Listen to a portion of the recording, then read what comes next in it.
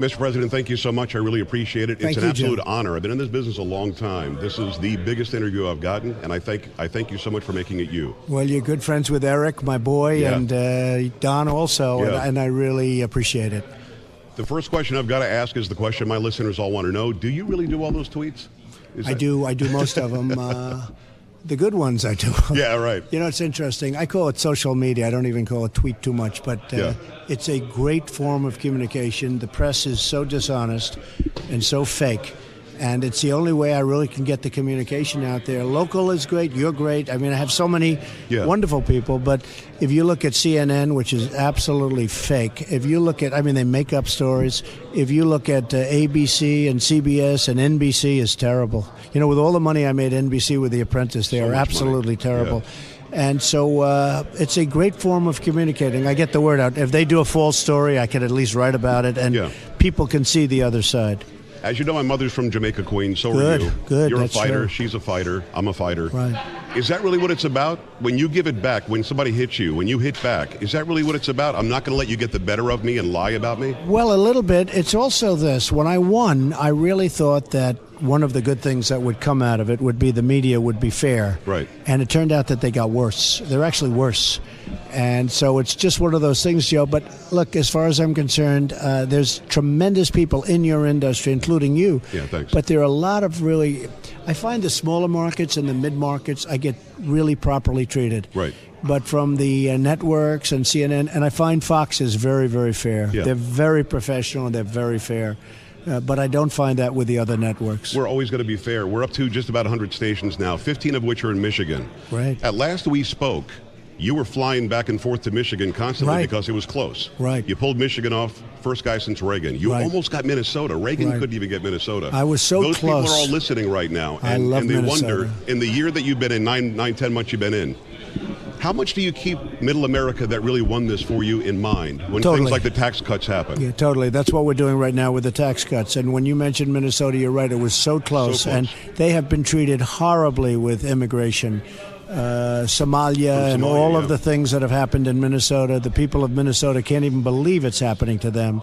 And they have been treated terribly. And I almost won Minnesota, and I'll win it the next time. Yeah. Michigan has been fantastic. You know, we have plants opening. That was a surprise. So was Wisconsin. Well, but maybe not so to you. much to us. We went there. I went there the last night, and I got there at 1 in the morning, and we had 32,000 people. And I looked at my people, and I said to Ronna, Ronna McDaniel, who is fantastic, now the head of the RNC. Right.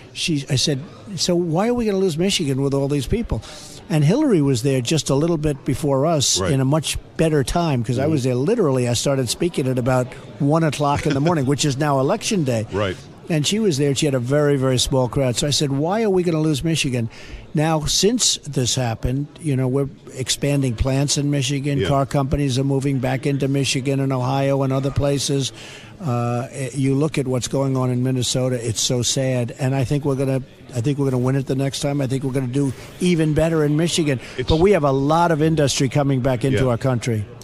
Is it because of the tax of the corporate rate from 35 down to 20? Will that immediately, in your opinion, make these companies close up shop there and bring them right back to Detroit? Well, bring it's them one right of back the to parts things. of Minnesota and Wisconsin. Yeah, you probably saw. I had a news conference today. One of the Fortune 100 companies, think of that, one of the biggest companies, Fortune 100 in the world, as you know, is coming. Broadcom is coming back into the United States. They're going to locate in the United States. That's a big announcement, psychologically especially, but that's a big announcement. So we have a Fortune 100 company coming back into the United States, which is very exciting. But we have a lot of plants going up now. We have automobile plants. We have companies moving back in. And the tax cuts, which are the biggest in the history of our country, will have a huge impact on that, too, and a huge impact on employment, jobs, and wages.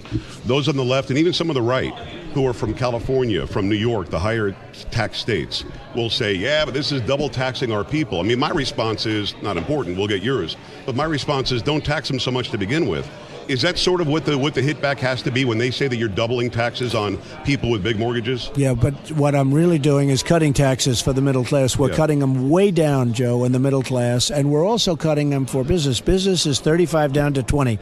And the problem was businesses were leaving our country. When you look at all the business, look at all the car companies that left and they went to Mexico. Yeah. Businesses were leaving our country. Now they're staying, and now they're actually starting to come back.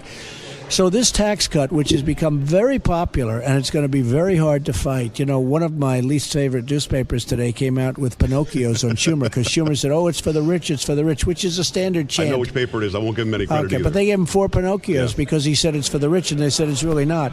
It's for jobs, and it's for the middle class, and it's really doing well. All right, I've got to talk a little bit about terrorism. You were way ahead of this diversity visa lottery. It's true. I guess we didn't have enough people, Mr. President, from Uzbekistan in the country. Boy. Who comes up with a plan like that? Why is it in place? And I know that you wanted it gone before this attack happened. It happened a couple of blocks away from the ground zero. Can you get rid of it through executive order? Does it have to be through the Senate, through the House? Does it have to be a legislative move? What has to happen? We're going to get rid of it very quickly. It's going to go through, has to go through Congress. I must tell you, this was a Schumer concept and idea. He was in when he was a congressman, and Chuck Schumer was promoting it. And it was no good then. Common sense. Number one, they probably don't even do a lottery. They probably just give you their worst. Right. Okay, they probably do it. You know, who says it's a lottery? Who's out there checking to see it's a lottery? So they probably take their worst and they give you their worst. Yeah. Because that's the way, unfortunately, a lot of the system works.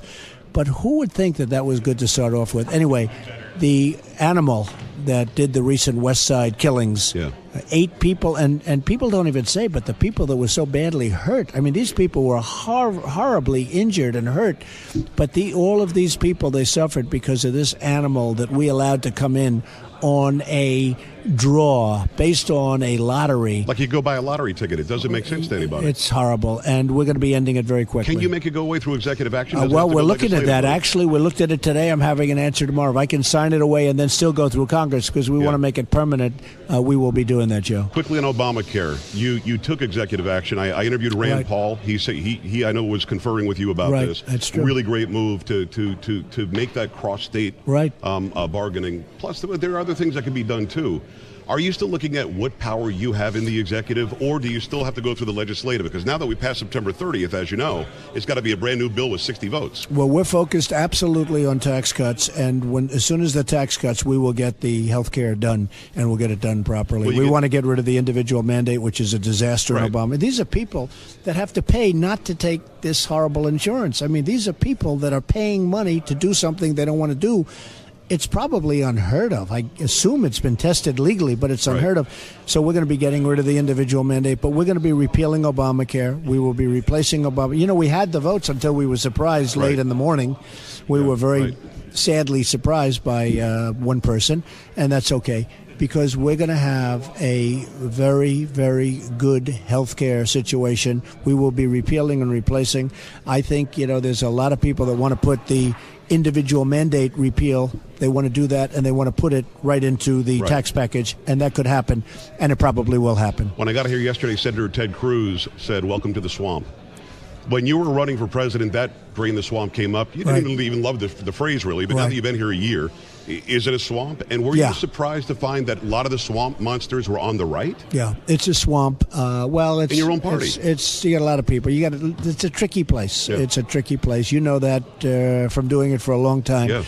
But we're getting it through. We've had tremendous success in 10 months, what we've done with cutting regulations, with getting legislation passed. I'm talking about approved by the Senate and the House. A lot of people don't know we're up to 70 bills. That's a lot. It's rarely reported, by the way. It's never reported. Yeah. They, if I watch these dishonest people on CNN and these others, and they talk about like we haven't passed anything, and we've passed, I think it's a record number or close to a record for the amount of time I've been in.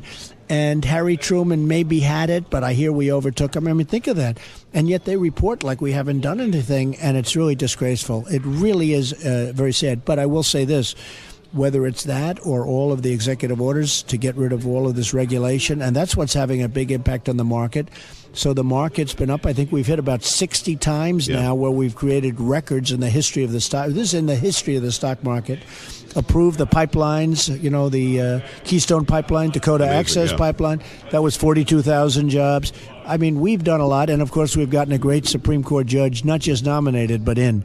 I'm so proud of the guy that I wanted one last thing. Houston Astros won last night. Congratulations. For that city that got demolished by Harvey. Great what city. Message do you have for them? Well, they're great people. I got to know them very well during the hurricane horror show that we went through. It just kept going out into the Gulf, reloading and coming back 3 times. These are great people, tremendous stamina, tremendous will. And they probably deserved it just about more than anybody. It when almost you felt look. like fate, didn't it? It was beautiful. Yeah. It was a beautiful thing to see. Mr. President, I can't thank you enough for your time. Thank you so much. Thank you, Joe. All right. I appreciate your it. support. You have been fantastic. Thank you, Joe.